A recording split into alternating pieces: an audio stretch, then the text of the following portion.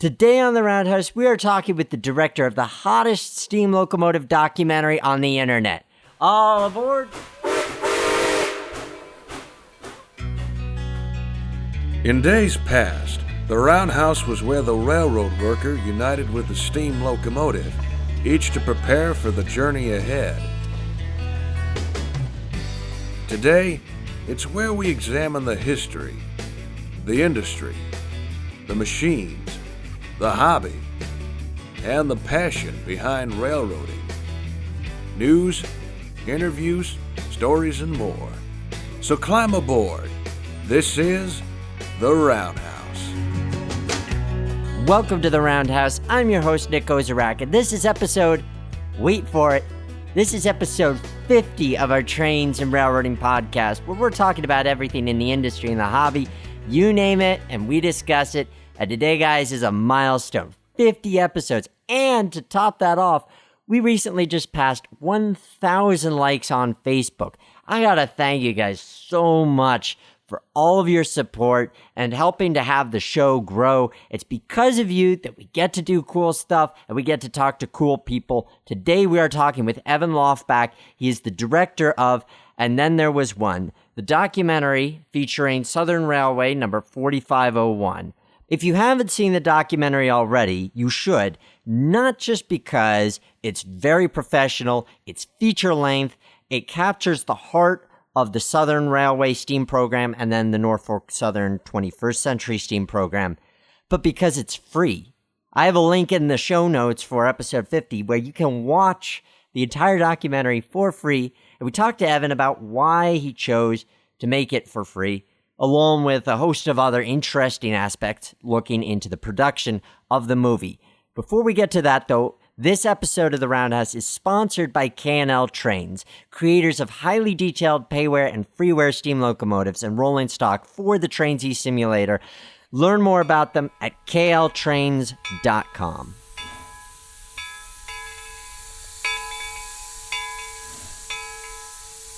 Our guest today is the director of And Then There Was One, the documentary film about Southern Railway steam locomotive number 4501 and the entirety of the Southern Railway Norfolk Southern steam programs. Please welcome to the Roundhouse, Mr. Evan Lofback. Hey, thanks for having me on, Nick.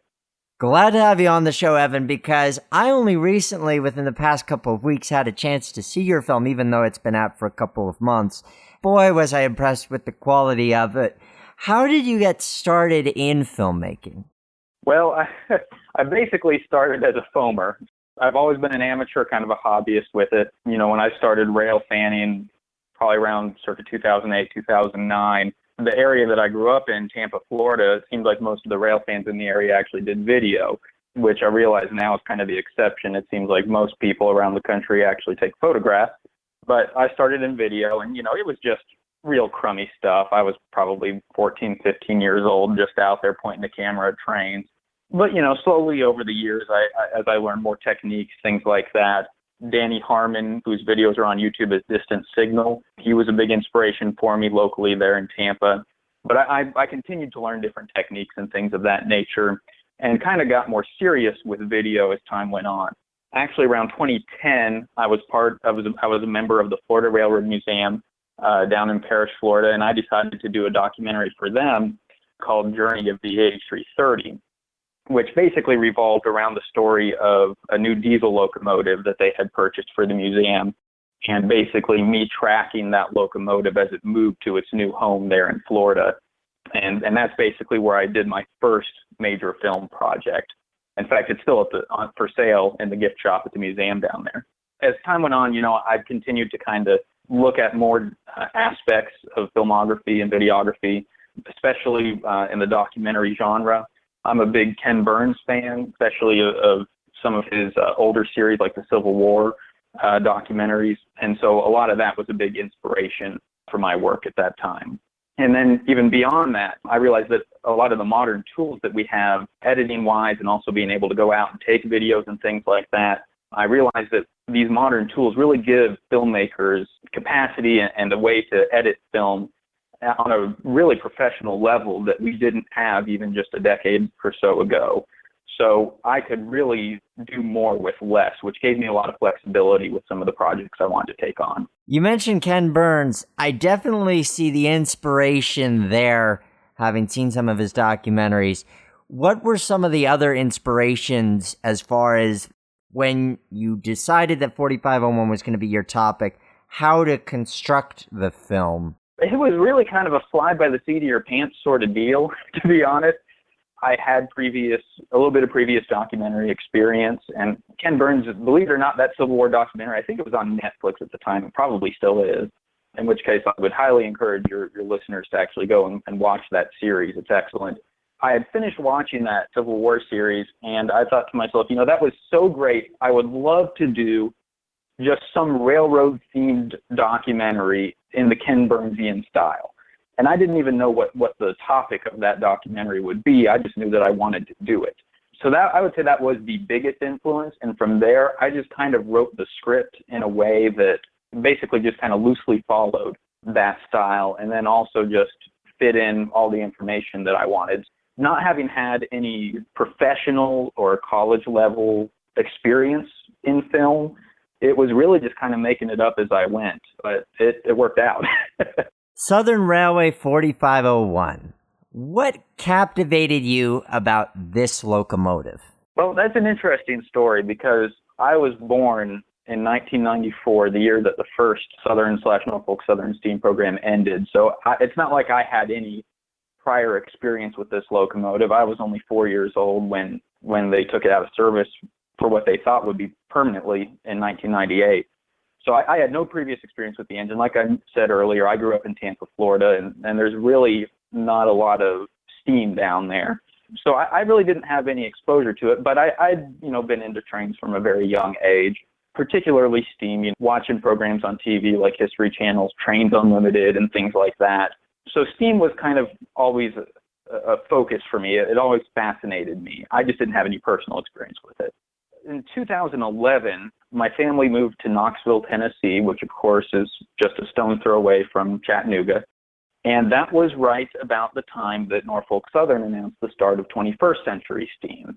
So obviously I'd known about TVRM. I knew about 4501. I knew about the original steam program just from different rail fan magazines, websites, all that sort of stuff. So it really kind of piqued my interest at that point, seeing what was starting to develop with the mainline program. I went down to TVRM in 2011, shortly after 6:30, came out of the shop down there, and saw the 01 in the shop, did a little bit of poking around, and I got it in the back of my head that, hey, this would probably be a really good locomotive to maybe do that Ken Burnsian style documentary on. And then shortly after that, well, actually this was a little bit after that, but G. Mark Ray put out an article in the May 2014 issue of Trains magazine about Southern 4501 that gave a lot of information about her past and her history that really was not very well known. And certainly all of it was pretty much brand new information to me. And when I saw some of those really unique aspects of the locomotive's history, it was at that point that I kind of made the firm decision. I said, you know what, this is it. I want to do the documentary on this locomotive. Let's see if we can put something together. And thus you embarked on your research. When you were conducting this research, what piece or pieces of history surprised you the most that you wouldn't have expected based on what you initially learned of the locomotive? There really wasn't a whole lot that was a big surprise. I would say probably the biggest thing was just what an odd service life the 4501 saw while working for the Southern Railway originally. And it was largely mentioned in G. Mark Ray's piece. The fact that it saw such low mileage, spent a lot of time in the shop, and Jason Sobczynski, one of the contractors we interviewed, goes over this in the documentary in detail. The locomotive, just very low mileage, didn't really do a whole lot for the Southern Railway. There wasn't a lot of documentation about its early life. There was really nothing by way of grade crossing incidents, any sort of documentation that gave you much of a clue to what it was doing, where it was at any given time, that sort of thing. The only things really that we do have are some of the maintenance records for the locomotive that I believe came actually from Bill Purdy's collection that TVRM dug up during their most recent restoration. That documentation I think the oldest of it that I had access to anyways was 1935. So even it was not very old information. But, we were able to kind of scrounge together some bits and pieces here and there. David P. Morgan's book, Locomotive 4501, was a big help with some of that because he had talked to a lot of people, back in the 60s that knew a lot about the engine's history. So we were able to get some clues from that book and a little bit from the documentation that we looked at, and we were able to piece together roughly what its early history was. When you decided, okay, this is going to be the subject of my documentary, what was the process of assembling your team, figuring out who you wanted to interview, and launching into this project? Because it's not a small undertaking to say, all right, I'm going to make a feature-length documentary. Yeah, exactly. And, my wife will tell you, she'll be the first to tell you that I have a really bad habit of dreaming up really big projects and then just blindly pursuing them without weighing the costs first. And this was definitely one of those scenarios. When I decided I want to do this on the 4501, I just kind of started mulling it over in my head, mostly at work, actually, during dead times, just thinking about how I would go about this project. And right at the outset, I realized that it would require a lot of help from contributors, a lot of help from the community, the railfan community as a whole, to make it happen, because obviously I had zero footage, photos, documentation, anything at that time that I could use to make a documentary. With the first documentary I did in Florida, I just had to go out and get all the footage myself, and I could basically do it as a solo project unassisted. But this was a completely different ballgame. The first thing I did was I said, well, we're probably going to have to do this as like a community open source style project. Just reach out, help promote it within the community, let people know that it's happening, what we want to do, and hope that people will get on board with it and start contributing family photos, old footage, whatever they might have.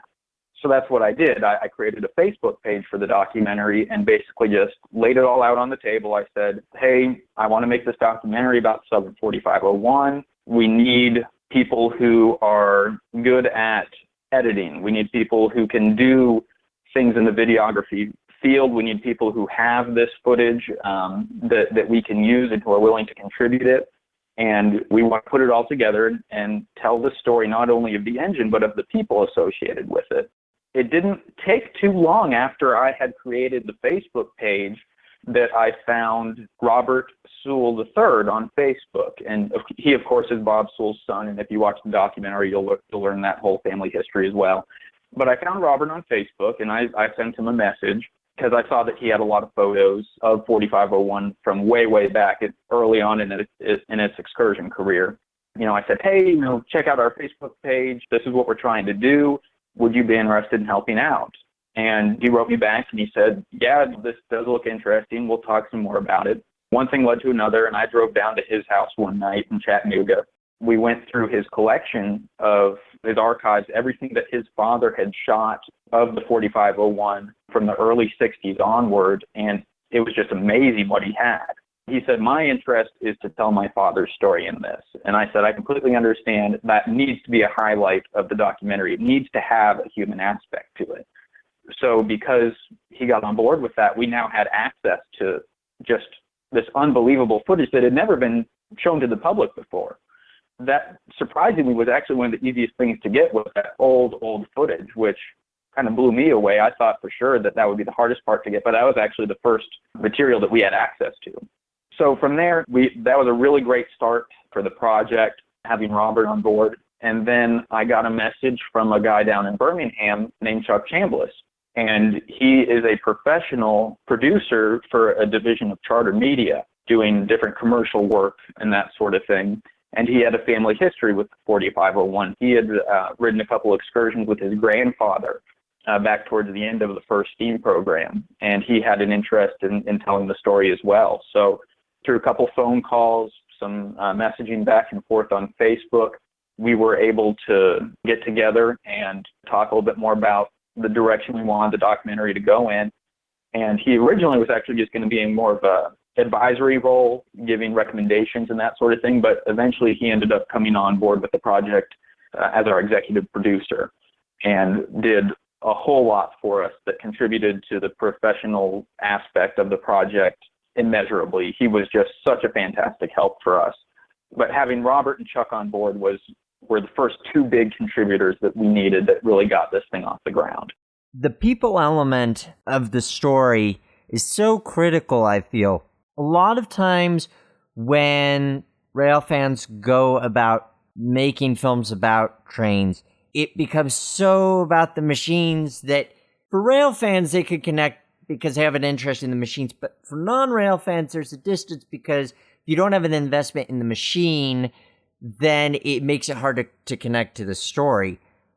So the interviews here make so much of it dimensional and show how it's bigger in a way than just the locomotive. The locomotive is the means of our entry and what we follow through, but yet it goes to a lot of different places, talking about the likes of Bob Sewell and the Claters and all of these people involved in the preservation scene, in some ways not just with this locomotive.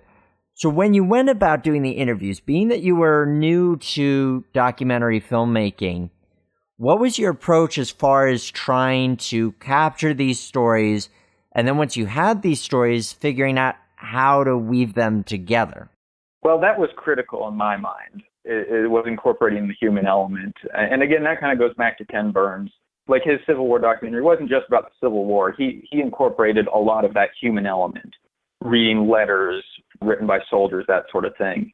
And that really drove that documentary home. And so I wanted to do the same thing with the 4501, especially seeing how many people were so passionate about that locomotive and its history, and how many people had family members that were involved with the history of the locomotive. I saw from the outset that not only did it have to have a human element in order to appeal to a wider audience than just rail fans, but it also needed to have that human element in order to tell the story in a complete manner, because it was a human story just as much as it was about the locomotive. It still is. When I went about writing the script, obviously I at this point I had contact with Robert Sewell and a couple others, and having the Locomotive 4501 book was a really big help as well, especially with the early part of its history. I wrote it with a view to not only tell you about the locomotive and where the locomotive was at any given time, but when any major players came in as far as from a preservation standpoint or an operations standpoint, whatever it may have been, we wanted to make it a personal story about them, because without those people, the locomotive wouldn't be here today. And we wanted to give them that due credit and make sure that the world knew about their story. As we went along through the timeline of the locomotive and learned more about the people involved with it, we basically just wrote them into the script. People like Bob Sewell, Paul Merriman, Walter Dove, even the clerk at Baldwin Locomotive Works who took down the order in the engine register. I mean, even he has a story, even if it's a small one, he's there. So we tried to touch on as many of those as we possibly could.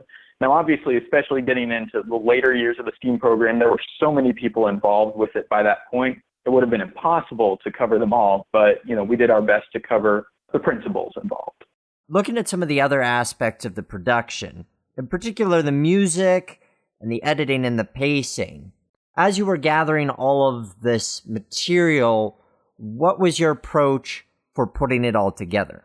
Well, that was all laid out in the script from the beginning, really. The way that I did it, again, not having any professional experience, I just kind of approached it from a practical standpoint. The way that I did it was I ordered, Locomotive 4501. I ordered Steam's Camelot by Jim Wren and a couple other books and just had them shipped in. And so I basically, the way I did it was I read these books, got all the information together, and just wrote out the script as I would do it without interviews, basically just cold hard facts, what I wanted covered, if we just had to have a narrator do the entire voiceover, and that's it. So I just wrote out an entire script. I think it turned out to be something like 20 pages or so. From there, I just revised and edited and made sure that I had it to where it just told the entire story that I wanted to tell. So once we had all that together, we started organizing interviews. The first couple of interviews that we did were with Robert Sewell and Grady Reagan. Grady Reagan being an old-timer, he was there when the locomotive was purchased from the K&T back in 1964. we basically just asked them questions that would have fit in line with the script or that would be in addition to that. So, if I had a whole section written out about how Bob Sewell and Paul Merriman purchased the locomotive, I wanted to get the actual side of it from the person who was there. So I just asked Grady, what's the story behind them going up to purchase the engine? Slowly, bit by bit and piece by piece, I would just replace parts of the script with interview clips as we got it all covered. And then whatever was left over at the end, we had our voiceover artist, Danny Harmon, who was, as I mentioned earlier, one of my inspirations in Florida. We had Danny go through and do the voiceover for us that just filled in the blanks that the interviews didn't cover. And of course, from there, the entire time, knowing what the topics that I wanted to cover and that sort of thing, I just went and started searching for material, whether it be footage or photographs, whatever we needed to cover everything that I'd written out in the script, I started going and looking for. Obviously, like I said earlier as well, the early 60s period was already covered for us because of Robert Sewell's contributions from his father's collection. So that part was basically covered right off the bat. The rest of it got a little trickier, especially going into the 70s and 80s, a time period that I thought for sure we would have a ton of coverage for, since the STEAM program was in its heyday at that point. We really had nothing. We had very few contributors contact us, and most of the material that we did use came from a fellow also in Birmingham by the name of Tom Vickery. His family had ties with the STEAM program, and they were heavily involved from my understanding. And I contacted him on Facebook at one point because I found him through one of the Southern STEAM Facebook groups. And I said, hey, we're doing this project, and would you like to contribute? And he said, yeah. So he had a fantastic collection that he devoted to us entirely. And really most of the material that you see in the documentary for that 70s and 80s period is from his collection. So we're very thankful that he contributed, or else we would have been a little bit thin on that part. And then, of course, from there, going into the 90s, a lot of people at Tennessee Valley Railroad Museum had material, especially Steve Freer, who was in the documentary as one of our interviewees. He contributed a lot to us. And then beyond that, just modern stuff, we were all able to shoot on location. Over time, we just collected the footage as we were doing the interviews. And I had a vision in my head of how I wanted the documentary to look, like you said, the flow and the pace of it. I knew what I wanted it to be. So as we collected that footage, I just edited it all into the script. So, we had sections in the script that showed, well, here's where the voiceover is, here's where the interviews are. And when it's talking about this, here's a media reference. We want this clip used at this location. We want this photo used here. So as we gathered everything that we needed, I, over time, just put it in the script. And then Chuck, being our editor as well, I would send it to him, and he would put it together. And, at that point, he would send it back to me. And if it was good, then great. And if I thought it needed some work or it needed to be changed to meet my vision or whatever, he and I would discuss it. And sometimes if he wanted to do it a certain way, it would be better. So we'd go with that. And sometimes he'd change it up. And we just kind of went back and forth. It was a very collaborative effort. So that's basically how we put the documentary together over time. When we return, Evan's going to tell us about why he chose to release the movie for free on YouTube and what his future project may hold in store. K&L Trains are creators of highly detailed payware and freeware steam locomotives and rolling stock for the train simulator since 2012, representing locomotives from the turn of the century up to today's mainline excursion engines and consists.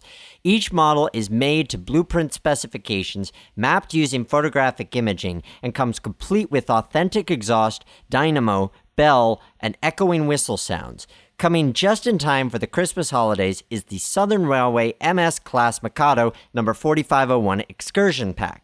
The pack will include both a green locomotive and tender representing the 4501's appearance from the mid-1960s through the early 1990s, as well as a black locomotive and tender representing the locomotive's current appearance from her 2015 restoration. For more information on K&L Trains, visit them at www.kltrains.com or on Facebook at www.facebook.com/kltrains.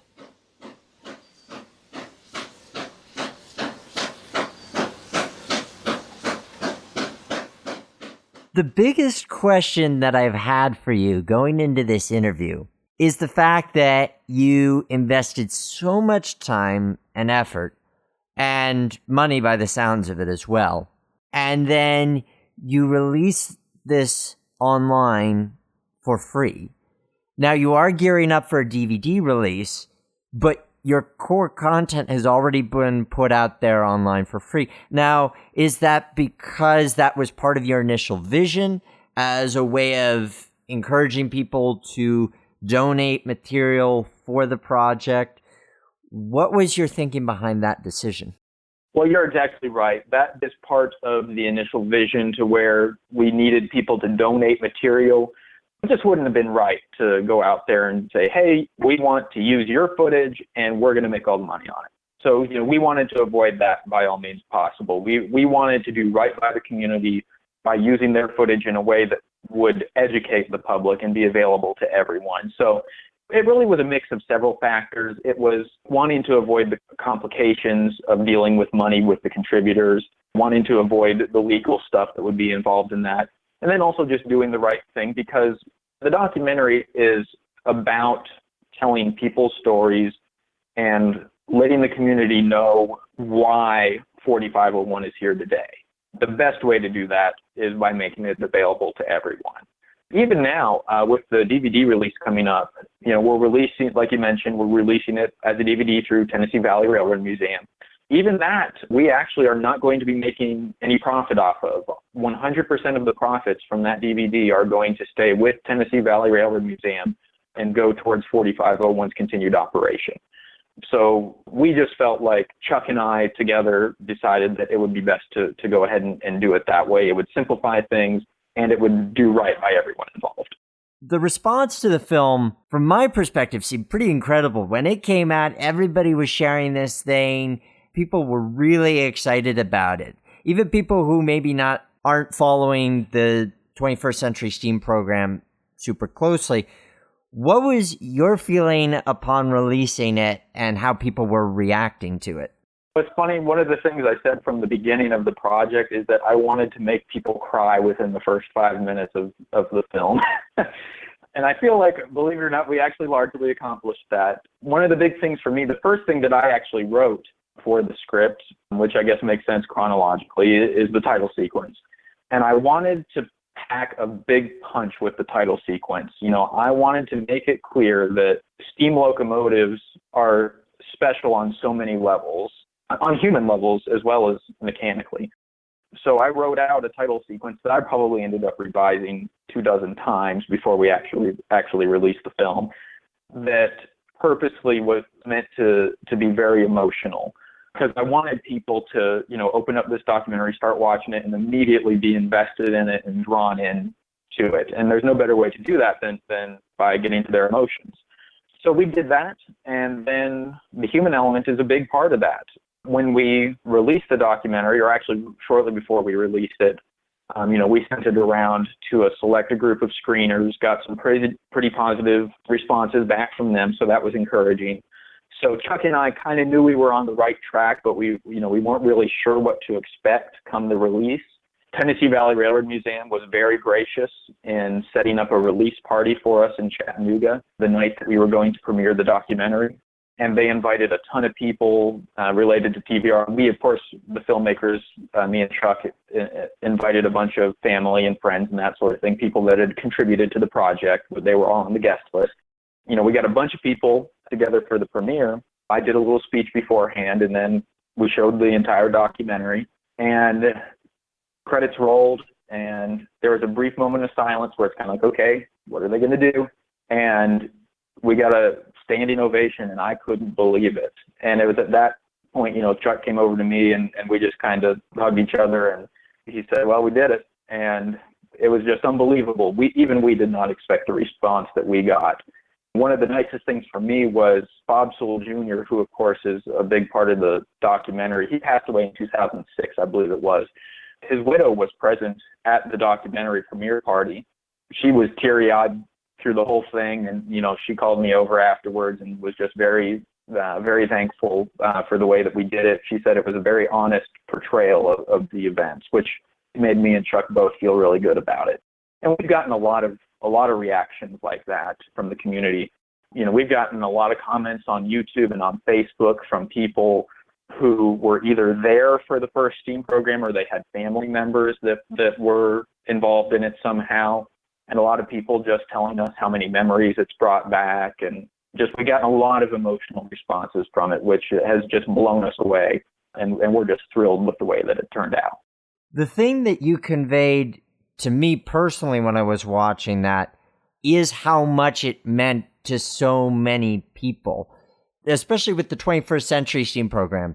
It's easy to look at it and look at just sort of the hype elements with the amount of rail fans and people lining trackside, and that's fantastic, but it sort of makes you forget that those big numbers of people are each individual people for whom this impacts. And I know that for me through the Roundhouse, when I interview folks, especially those who aren't used to having their story shared or their perspective on a story shared, it means so much for them to feel like their story or the story of someone close to them is being well represented.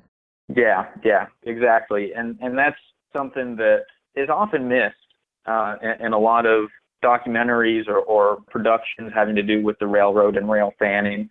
The human side is often just ignored completely, which, there's something to be said for those films that do focus on the mechanical side of things. That's a valid interest, and I watch stuff like that regularly.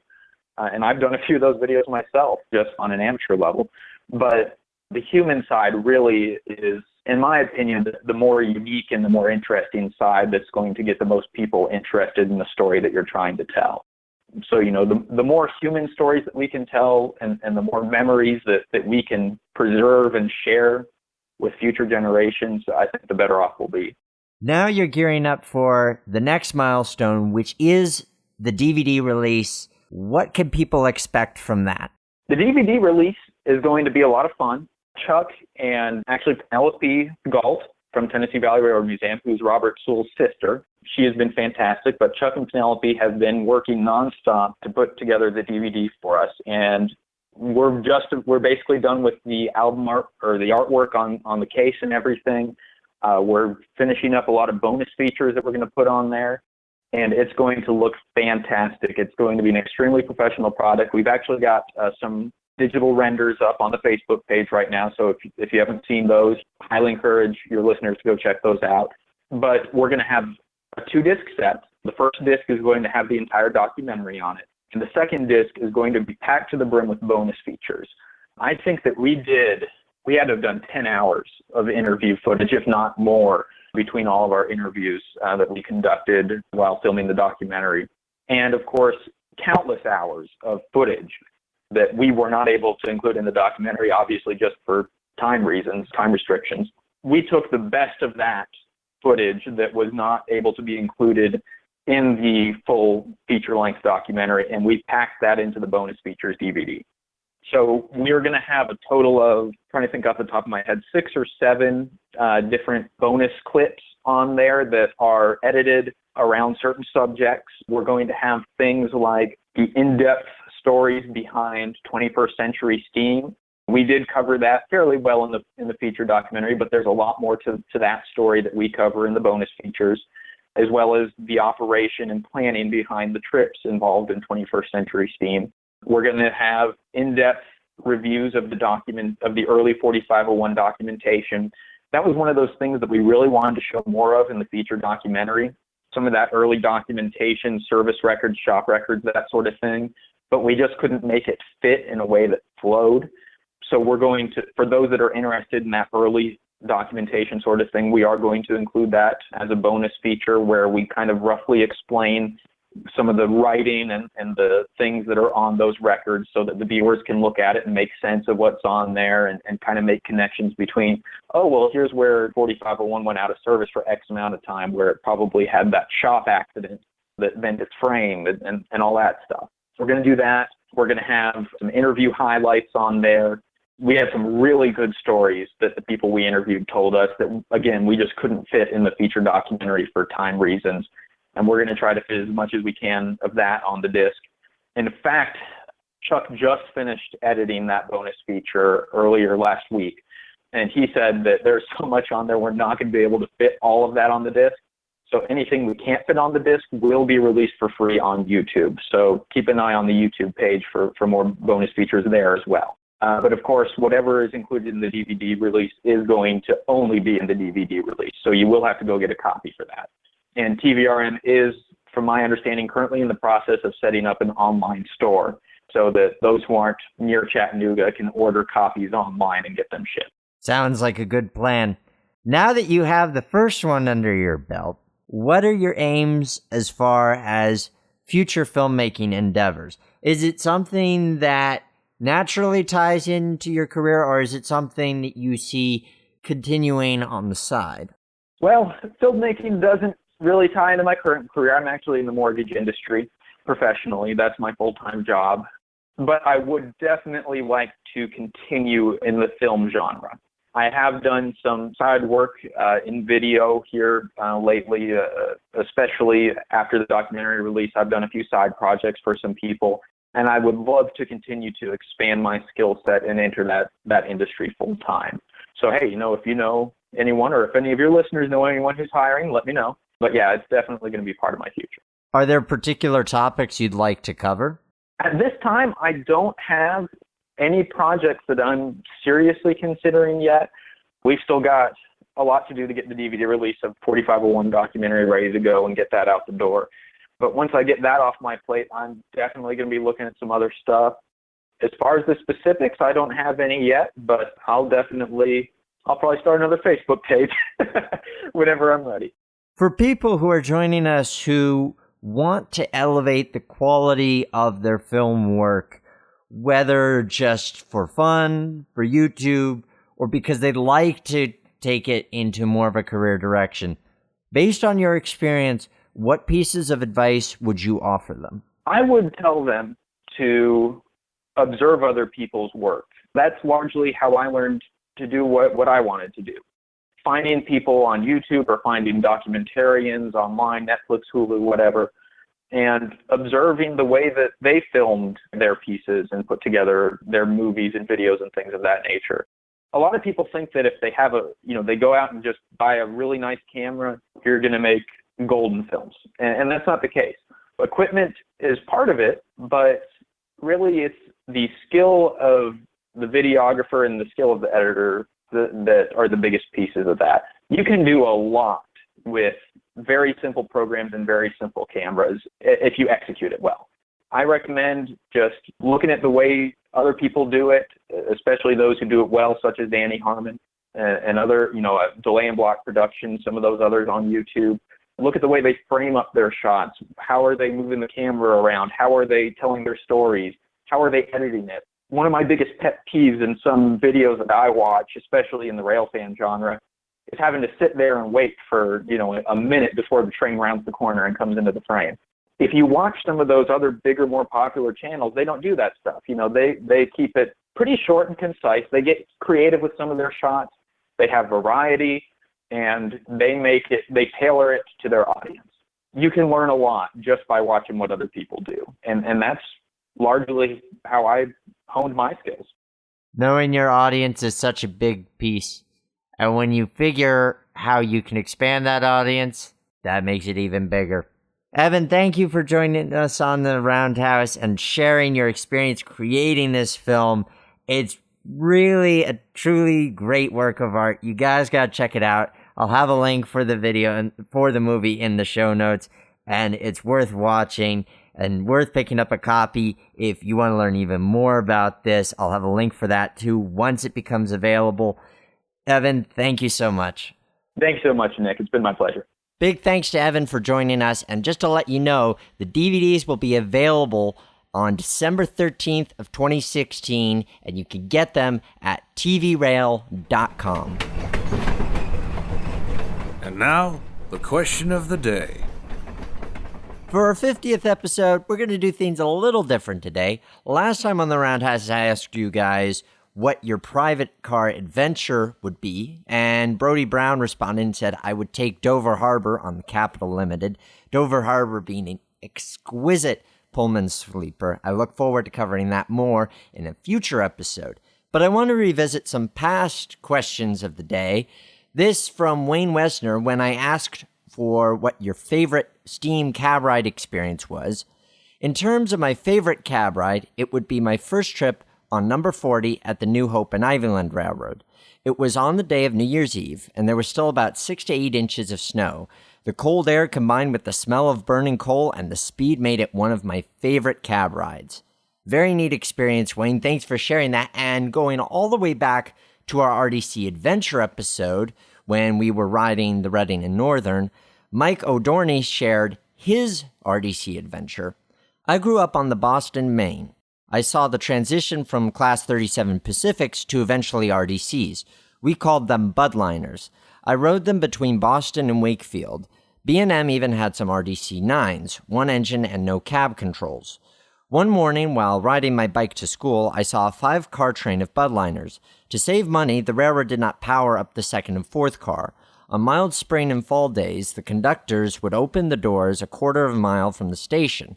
The draft and suction produced a plume of cigarette smoke coming from the open doors. Well, that certainly would be memorable, Mike. Thank you for sharing that. Because we recently celebrated Thanksgiving Day here in the U.S., your question of the day for this episode is, connected to trains and railroading, what are you most thankful for?